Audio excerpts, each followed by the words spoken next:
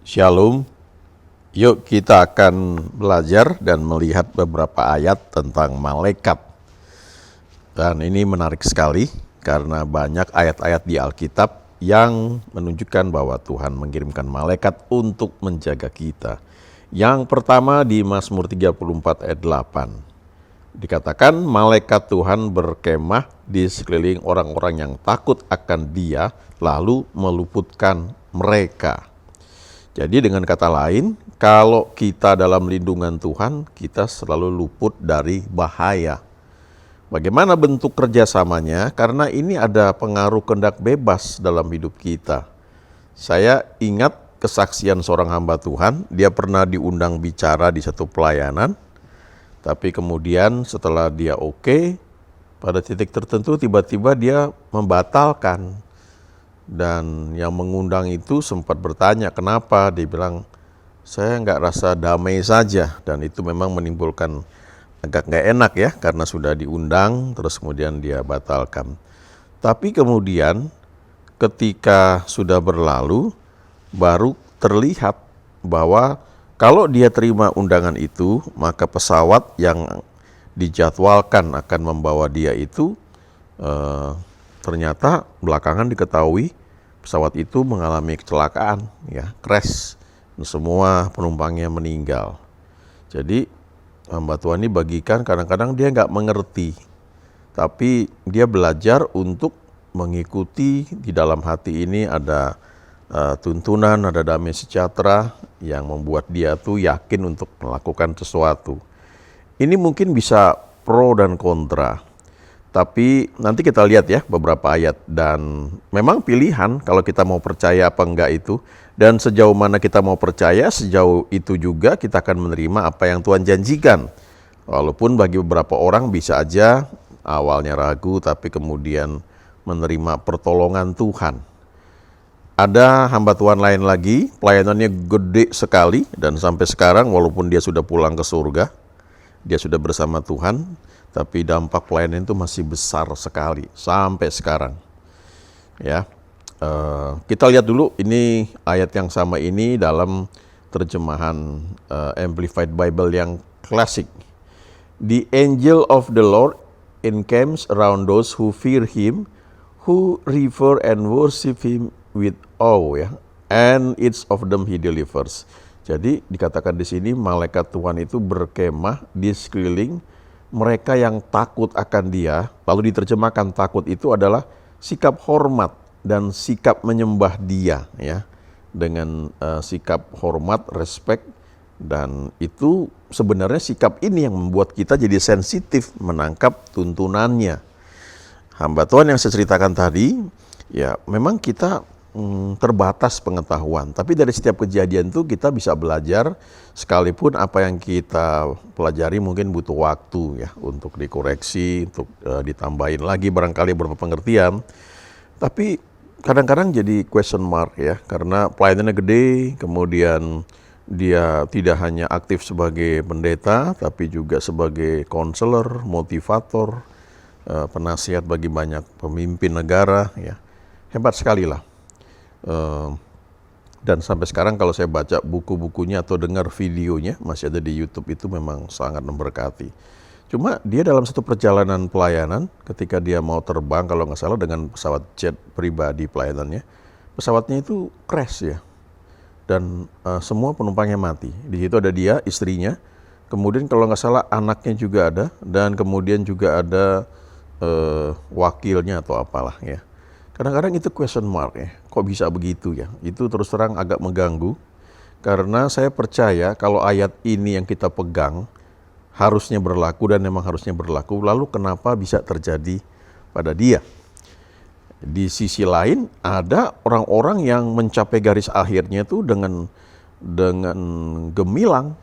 Ya, misalnya Smith Wigglesworth, dia mencapai usia 87 tahun dan dia sehat. Dia cuma hadir di satu kebaktian penghiburan, lalu dia tersandung, dia jatuh dan dia meninggal. Ya, Kenneth Hagin juga begitu, habis sarapan dia lihat istrinya, kemudian dia senyum dan dia meninggal. nggak banyak mungkin yang seperti itu ya, tapi kita bisa belajar beberapa hal dalam kehidupan mereka. Sekarang coba kita lihat Mazmur 91 ayat 11. Allah akan memerintah malaikatnya menjaga engkau untuk melindungi engkau kemana-mana engkau pergi. Ini dalam terjemahan Alkitab Berita Baik ya, atau Kabar Baik. Nah kalau kita renungkan, artinya kemanapun kita pergi ada malaikat Tuhan dong yang jagain kita. Ya, Mazmur 91 termasuk Mazmur yang banyak direnungkan orang-orang di gereja tempat saya berbakti juga. Setiap akhir ibadah sebelum doa syafaat ini diucapkan bersama-sama.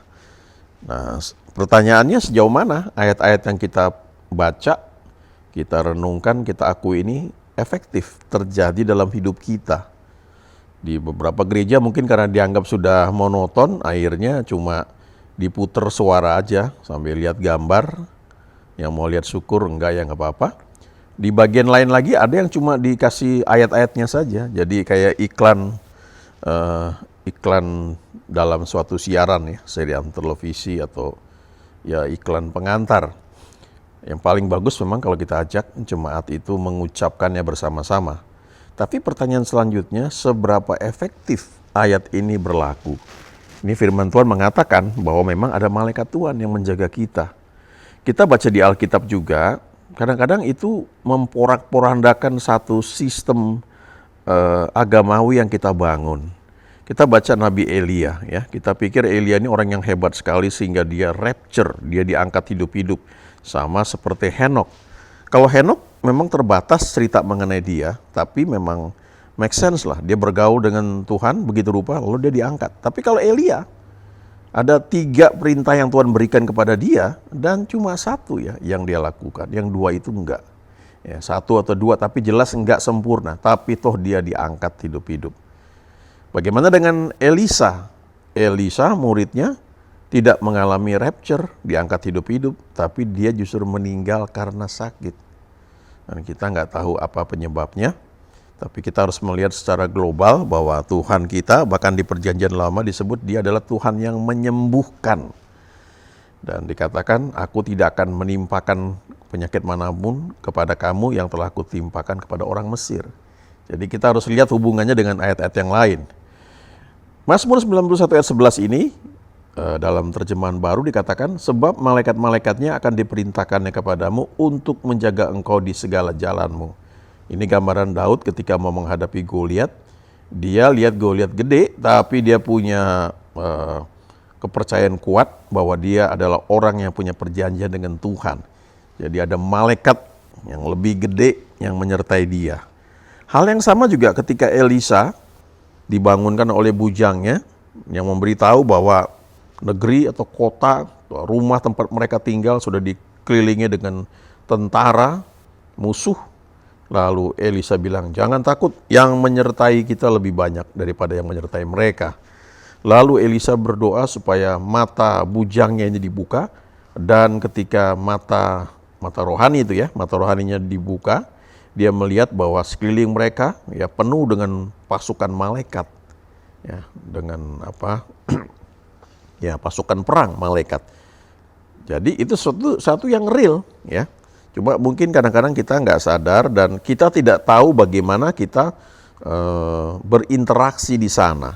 Kadang-kadang sesuatu kita anggap kebetulan atau karena sekedar pengakuan iman, tapi sebenarnya ada mekanisme, ada satu sistem, ada hukum yang bekerja. Kalau kita perhatikan dengan baik, kita ikuti, maka kita akan memperoleh manfaat penuh dari hukum-hukum tersebut.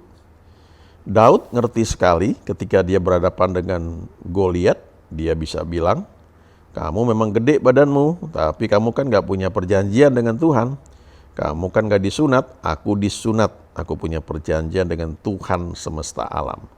Jadi ada malaikat Tuhan yang menyertai aku.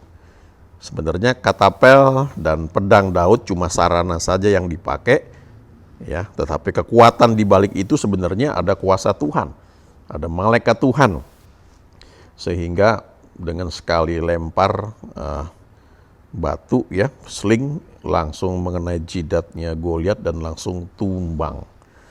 Ya, jadi tetap harus ada yang dilakukan, tapi itu terjadi karena kuasa Tuhan. Ada banyak ayat-ayat di Alkitab mengenai hal ini dan butuh waktu untuk mempelajari dan merenungkannya. Salah satu prinsip yang bisa kita perhatikan ada di Mazmur 103 ayat 20 yang mengatakan, "Pujilah Tuhan, hai malaikat-malaikatnya, hai pahlawan-pahlawan perkasa yang melaksanakan firman-Nya dengan mendengarkan suara firman-Nya." Jadi malaikat Tuhan ini bekerja karena ada firman Tuhan yang mereka dengar. Ya, sekian tahun yang lalu ada pro dan kontra karena ada hamba Tuhan yang mungkin mengajarkan kita bisa perintah malaikat Tuhan. Lalu biasanya itu orang-orang yang memang terlibat dalam pelayanan karismatik atau pelayanan yang melibatkan karunia-karunia roh, pelayanan yang melibatkan pelepasan, ya, sehingga mereka tuh sudah berinteraksi. Ya, ada ayatnya kan, kalau kamu ikat di dunia ini maka akan terikat di surga. Kamu lepaskan di dunia ini, akan terlepas di surga. Tetapi apa yang kita ikat, kita lepaskan itu tentunya harus sesuai dengan yang ada di surga. Artinya kita punya hubungan dengan Tuhan. Jadi ketika kita memerintahkan malaikat Tuhan, pandangan orang lain itu mengatakan kok kita bisa perintah-perintah malaikat Tuhan. Tetapi kalau kita menyadari bahwa Tuhan selalu ada bersama dengan kita, dan kita hidup dalam tuntunan Dia, maka sangat mungkin sekali apa yang kita perintahkan itu karena dorongan dari Tuhan dalam hidup kita. Bisa seperti itu. Ya, tentu ada juga karena emosi kita, ya, bisa aja. Kan manusia itu kan nggak sempurna, ya. Ada roh, jiwa, tubuh. Rohnya ada sempurna, tapi jiwanya ini kan mungkin kecampur-campur, ya. Tapi prinsip ini berlaku bahwa malaikat Tuhan itu bergerak karena mendengar firman yang diucapkan, disuarakan.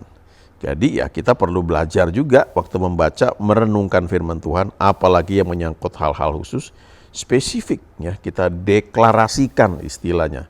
Kita declare, dan malaikat-malaikat Tuhan akan bekerja melakukan apa yang kita katakan itu. Lalu ada hamba Tuhan lain lagi ngambil jalan tengah, ya kita minta Tuhan yang memerintahkan malaikatnya untuk melakukan sesuatu, ya. Mungkin itu masih benar lah, ya. Tapi kalau menyangkut mengusir iblis, itu hal yang beda. Di perjanjian baru khususnya, kita tidak bisa berdoa minta Tuhan mengusir iblis. Tetapi Alkitab mengajarkan orang-orang percaya yang melakukannya. Tentunya melakukannya harus dalam tuntunan Tuhan. Nggak bisa semaunya. Jadi ada deklarasi, ada komen, perintah, tapi komen atau perintah itu harus dalam tuntunan Tuhan. Kalau kita baca lagi Mazmur 34 ayat 7 ini atau ayat 8 dalam bahasa Indonesia, dikatakan malaikat Tuhan berkemah di sekeliling orang-orang yang takut akan Tuhan, yang respect, yang hormat. Jadi sisi ini nggak boleh hilang, ya. Ini keintiman, waktu kita punya sikap segan, respect, suka menyembah Tuhan, itu sisi yang membuat kita intim. Tapi kemudian memang kita harus ucapkan satu perintah. Nah, itu bagian kita. Jadi saya cuma berpikir begini, ada orang-orang yang ketika Tuhan pakai luar biasa, kemudian tanpa sadar barangkali mereka merasa mereka menjadi hebat. Mereka sudah ketemu kuncinya. Mereka nggak ngomong sih di mimbar, atau mungkin mereka nggak sadar juga. Tapi sebenarnya mereka sudah berpikir, gue udah punya kuncinya. Caranya begini. Jadi dengan kata lain mereka sepertinya nggak perlu. Mereka sepertinya mau bilang nggak perlu Tuhan lagi. Dan itu tipis sekali. Nah, kalau kita berada di situ, ya menurut saya dari beberapa buku yang saya baca, hamba-hamba Tuhan yang mencapai garis akhir ketika mereka menyelesaikan pertanyaan dengan baik, mereka tuh bilang bahwa kalau kita di luar kehendak Tuhan yang sempurna, bukannya Tuhan gak bisa berkati, bisa, cuma terbatas. Kalau kamu melangkah keluar dari panggilanmu yang sempurna, kamu rentan terhadap serangan iblis. Kalau kamu Tuhan panggil misalnya untuk berkarya di dunia bisnis, terus kamu memilih untuk menjadi full time misalnya, bukannya nggak bisa, bisa, tapi hanya sampai batas tertentu. Ya, kalau kamu teruskan, mau berkembang, itu kamu rentan terhadap serangan iblis. Kecuali kamu mau gereja yang biasa-biasa aja ya, penuhin gedung ya, kemudian nyanyi-nyanyi, kemudian ya ada happy-happy. Tapi firman Tuhan kan berkata bahwa ada power, ada kuasa yang tersedia bagi orang-orang percaya. Nah, itu di mana? Apa bedanya gereja dengan perkumpulan sosial yang lain? Kalau ketika masa-masa kesulitan, kita juga sama seperti orang-orang dunia, lalu apa bedanya? Nah, ini pertanyaan-pertanyaan yang perlu kita renungkan ya. Kita sama-sama belajar, saya juga menjadi perenungan ya. Masa-masa pandemi, ya tentu kita lakukan bagian kita. Tapi lalu saya suka bertanya, apa bedanya kita sebagai gereja Tuhan dengan orang-orang lain yang tidak kenal Tuhan? Mereka ketakutan, kita juga ketakutan. Ya, mereka pakai masker, kita juga pakai masker. Memang kalau bagian dari ketaatan pada pemerintah, it's okay ya. Tapi sebagian itu kan karena ketakutan. Nggak salah juga sih, mengalahkan ketakutan itu bukan dengan gagah-gagahan, tapi dengan merenungkan firman begitu rupa, sehingga muncul iman dan kita bisa bergerak di atas hukum-hukum yang normal. Ibrani 1 ayat 14 berkata, bukankah mereka semua adalah roh-roh yang melayani, yang diutus untuk melayani mereka yang harus memperoleh keselamatan? Ini malaikat-malaikat Tuhan. Ini malaikat-malaikat yang diperintah untuk melayani orang-orang yang harus memperoleh keselamatan. Kata keselamatan itu soteria. Kata ini diterjemahkan sebagai keselamatan, artinya kehidupan yang kekal, tapi juga mengenai pemulihan, kesembuhan, kemakmuran. Jadi artinya ini luas. Jadi malaikat Tuhan itu bukan hanya bekerja untuk orang sampai terima Yesus habis itu ditinggal, nggak begitu. Ya, seluruh bagian hidup mereka selanjutnya akan ada malaikat yang jaga mereka, ya, mengawal mereka dimanapun mereka berada, kemanapun mereka pergi. Dulu ada buku ditulis oleh sepasang suami istri, Charles and Francis Hunter, judulnya Kunjungan Utusan Surgawi. Ini hasil wawancara mereka dengan seorang pendeta, Roland Buck, yang mengalami beberapa kali dibawa Tuhan ke surga, kemudian melihat banyak hal, apa yang terjadi di surga, rencana Tuhan bagi dunia ini, bagaimana cara malaikat-malaikat bekerja, dan saya lupa dia beberapa kali dibawa ke surga, dan yang terakhir itu dia mungkin rapture ya, artinya dia berangkat ke surga dan dia nggak kembali lagi. Entah dia meninggal begitu normal ataukah karena memang dia hilang ya, dia diangkat. Kadang-kadang kita menganggap hal seperti itu mustahil ya, tapi kita kan dipenuhi dengan lingkungan yang logik. Di sisi lain, di bagian dunia lain, hal-hal supranatural itu terjadi sangat banyak. Mazmur 147 ayat 10 dan 11 mungkin ini cukup menolong untuk kita bisa memahami beberapa hal yang tadi kita bahas. Dikatakan di sini, Ia, yaitu Tuhan, tidak suka kepada kegagahan kuda, Ia tidak senang kepada kaki laki-laki. Tuhan senang kepada orang-orang yang takut akan Dia. Nah, kata takut itu adalah orang-orang yang respect, hormat, suka menyembah Tuhan. Ini orang-orang yang nempel sama Tuhan. Tuhan senang kepada orang-orang yang berharap akan kasih setianya. Jadi kalaupun kita punya kuda yang gagah, ya kita kuat perkasa, kita punya posisi, punya uang, punya fasilitas, kita harus tetap punya sikap hati yang respek, hormat, mengandalkan Tuhan. Ini bedanya tipis sekali ya. Saya nggak tahu persisnya, tapi barangkali hamba Tuhan yang tadi saya ceritakan bisa saja kejebak di situ. Sehingga kemudian walaupun dia pulang ke surga ya, tetapi dia mengalami kecelakaan yang mungkin bagi sebagian orang itu jadi question mark. Tapi anyway, saya percaya dia bersama Tuhan, upahnya menyertai dia. Dan satu ayat yang dia pegang di Mazmur 91, aku akan mengenyangkan dia, aku akan memuaskan dia dengan umur panjang. Jadi dia bilang saya mungkin meninggal tidak dalam usia lanjut, tapi saya meninggal dalam keadaan puas ya. Itu ayat yang dia suka pegang. Nah, Yakobus 4 ayat 7 menjelaskan juga hal ini. Karena itu tunduklah kepada Allah dan lawanlah iblis, maka ikan lari daripadamu. Jadi dua hal. Tunduk kepada Allah, respect, hormat, worship, baru lawan iblis. Dua-duanya harus ada. Ya, kita nggak bisa gagah-gagahan, ya, tengking iblis ya, buat pelayanan terima pengusiran setan misalnya, tanpa kita punya sikap tunduk kepada Tuhan. Nah, ini ayat yang memang Tuhan janjikan buat kita semua. Dari ayat ini kita belajar, dikatakan umur panjang di tangan kanannya, kekayaan dan hormat di tangan kirinya. Itu bagi siapa?